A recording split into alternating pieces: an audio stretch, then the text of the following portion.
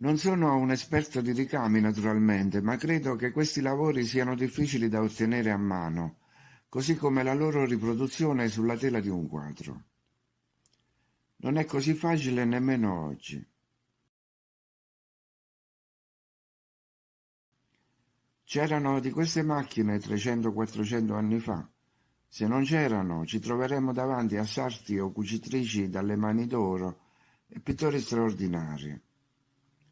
Per cui sembra lecita la domanda: erano davvero così bravi o nelle epoche passate utilizzavano tecniche di lavorazione e grafiche sconosciute?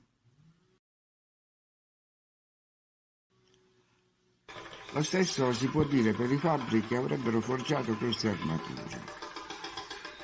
Ma forse forgiare non è il termine giusto, sarebbe più adatto dire laminare. E anche questo processo richiede ben altre attrezzature. Eppure non ricordo che qualche critico d'arte abbia mai sottolineato la difficoltà di ottenere tali artefatti e rifiniture senza l'aiuto di macchine speciali, macchine per la produzione in serie. Forse sarà perché nessuno di loro, prima di parlare di un quadro, ha mai preso in mano un martello e battuto un pezzo di ferro su un'incudine. A conferma dell'ipotesi della produzione seriale, secondo me c'è anche questa immagine abbastanza incredibile.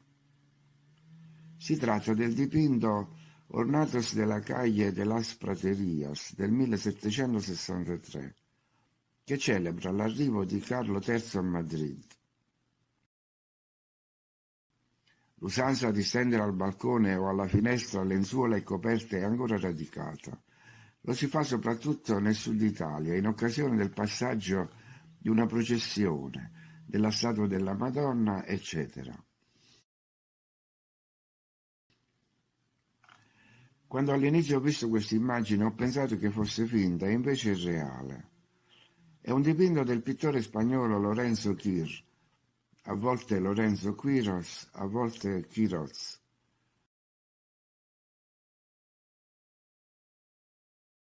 L'immagine è interessante perché gli arredi esposti non sono semplici lenzuola o tappeti,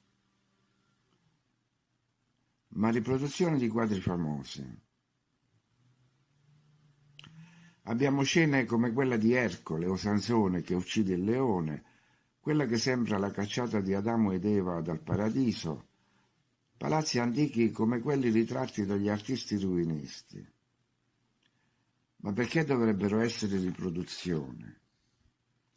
Perché non credo che sarebbero state esposte con tanta noncuranza se fossero state opere originali, e perché sembra che in ogni casa ci fosse un oggetto simile, nello stesso quartiere.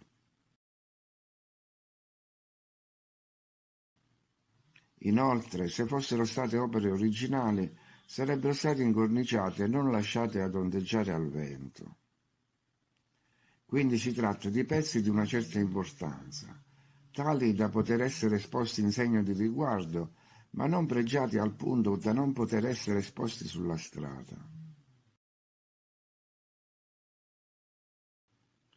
Ne consegue che nel 1700 c'era la possibilità di ottenere riproduzioni di opere artistiche famose.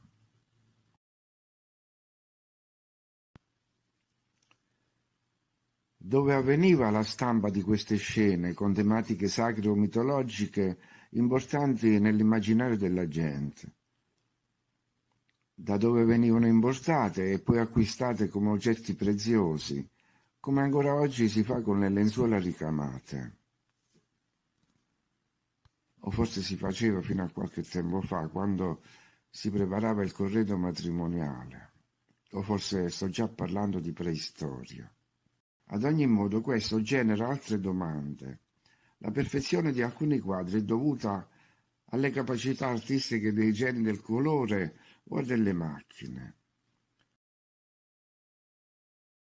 E perché di molti quadri abbiamo delle copie, diverse nella fattura ma simili nel soggetto, attribuite a imitatori?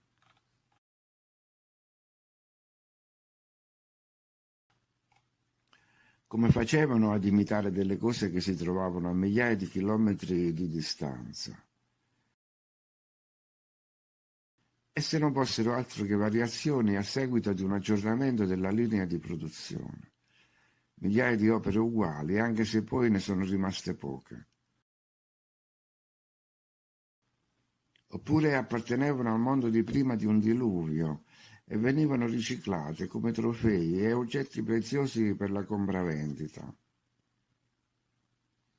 Ci sono infatti quadri che mostrano una certa abbondanza di ritrovamenti, alcuni dei quali insoliti, cioè la cui funzione non era ancora abbastanza chiara nemmeno ai possessori.